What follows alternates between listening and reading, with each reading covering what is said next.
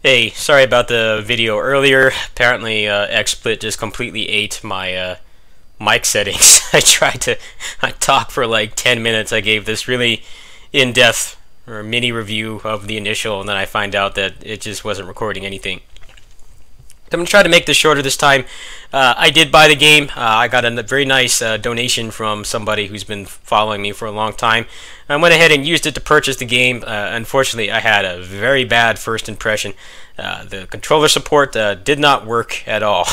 I tried pretty much everything. I had to fight with it for 10 minutes. Eventually, I ended up using the solution I used to get PSO2 to work with my PS4 controller, which is DS4 Windows, and selecting the high DS4 controller option. The game, it just has it just doesn't like me for starters. It runs pretty poor. That if I was going to really show the game, that I'd rather show it running at the intended frame rate. I do not know if that issue is because of my computer or just poor optimization. It is a game made by 5 people, so they usually games like that don't really have a lot of machines to test their games on. So I don't know. It was running a pretty choppy for me. I even ran it at 720p full windowed instead of 1080, and it still was pretty choppy. The game feels a lot like modern Ninja Gaiden, but with more defensive options, which is a good thing. It's just the problem is that the enemies attack too often. There's just too much shit going on, basically. You feel like taking damage doesn't always feel like it's your fault. The enemies can just bombard you with attacks. There's also off-screen attacks, just like modern Ninja Gaiden.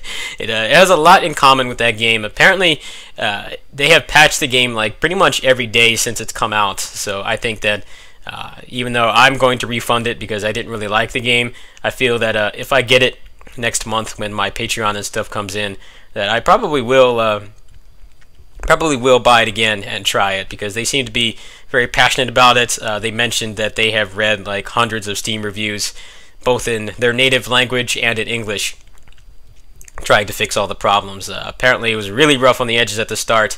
My problem with it is just there's too much going on.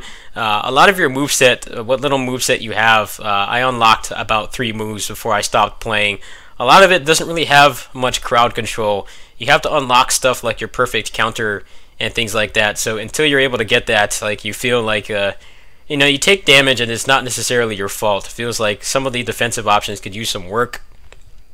Like I said, apparently you couldn't even dash or dodge cancel out of a lot of moves before. Even now, there are still some animations that you're stuck in, which I feel is kind of odd because the moveset is not very robust in the first place. So when you have a small toolkit to use, and some of those moves you can't cancel out of, then you're really not going to use them that much, especially when the enemies are pretty relentless. Like, there's these sniper chicks and robots that will bombard you with missiles from off screen. I just didn't really like it. I felt like there's a reason why in the stylish action game community there are very few people who play both Ninja Gaiden and Devil May Cry at a high level. They are very different games beyond the surface. At the surface, they are what the reviewers think. They're mindless button mashers where you just run around and kill enemies. Anybody who's played them know that they are a night and day difference. Devil May Cry has enemies that attack more methodically. They have a more deliberate pace to how they attack. What that does is it allows you to learn their audio cues and counter effectively. You're also able to use most of your moveset as well, which is what most people like. Most people like not having a laundry list of moves, whereas Ninja Gaiden is more like I'm not an expert Ninja Gaiden player, but it's a lot like playing a 3D fighter, where you have like a large moveset, and your task is basically to find out which handful of moves you can actually use on the enemies, which I've never really liked that kind of design philosophy, simply because I feel like if you're going to give me a laundry list of moves, I should be able to use most of them. Obviously balancing moves in any kind of action or fighting game and having the properties be unique is very difficult. There always are going to be some moves that aren't that great. Devil May Cry 3, I think that game had a pretty good balance. There were a lot of different builds that you could use and still get through the game, but a lot of people widely consider, at least before the Style Switcher mod on PC, Gunslinger is one of the weaker styles that you could choose. Pretty much all the other ones had a pretty distinct advantage, whereas Gunslinger was just kind of more stylish stuff, which is, more what the game is supposed to be like. But in the initial, you have a small moveset, and it feels like what little I unlocked, it felt like just a lot of it wouldn't really help with how aggressive the enemies were. It feels frustrating to play when your player character is just they feel unequipped for dealing with a lot of that stuff. You don't really have anything akin to a flying swallow in that game. The best thing that you have is like a full screen clear kind of smart bomb move, but you have to fill up a whole bar for that. You also have a gun, but the gun it has a lot of recovery. It takes a long time to come out. The startup's long, and it also depletes your super bar. It seems like the smart bomb attack is better. The game could use more moves for sure. The nice thing about it is that you can unlock the moves just by pausing the game.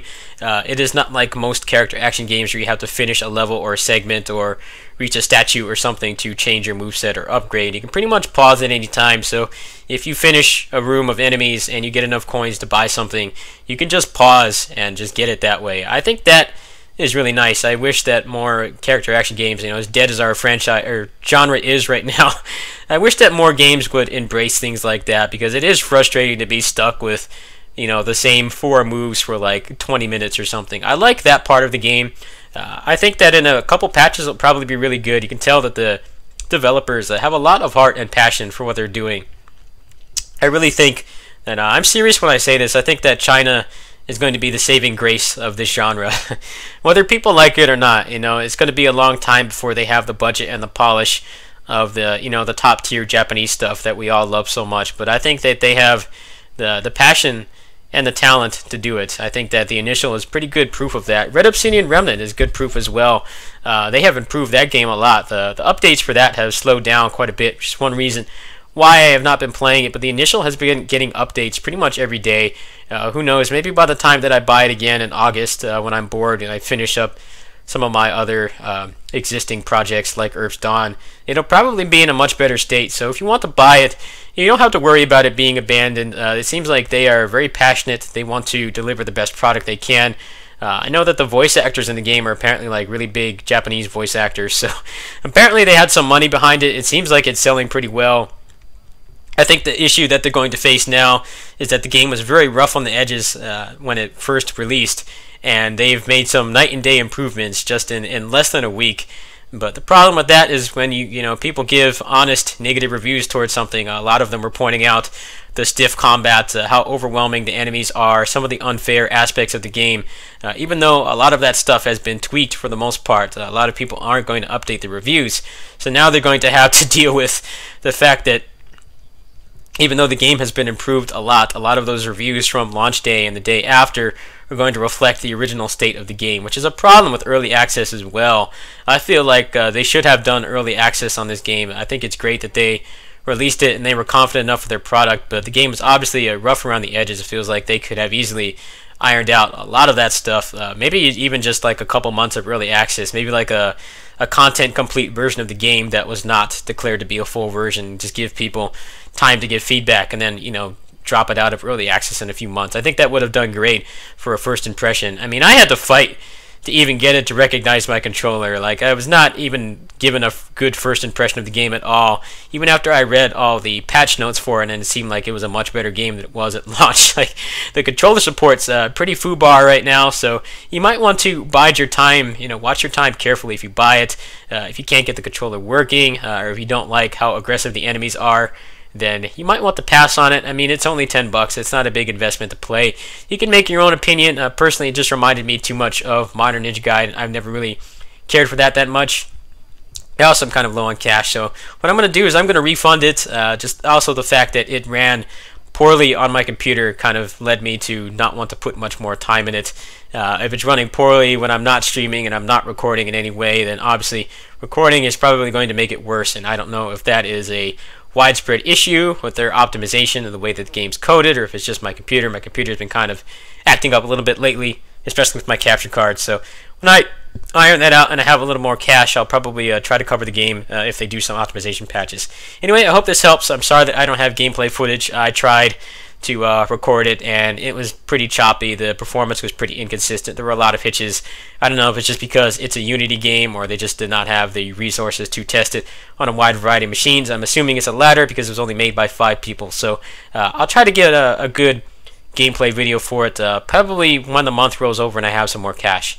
Anyway, catch you guys later. I'm sorry for the late review. I'm sorry for no gameplay footage. It's kind of beyond my control. I felt like if I had to fight with it just to get it to work, at a decent enough frame rate so that you guys could see it, then I'd probably be pretty close to the refund period, and I don't want to be stuck with something that I can't play, especially with my financial situation right now. Anyway, I'm probably going to go back to PSO2, work on some stuff there, and I'll catch you guys later. Peace.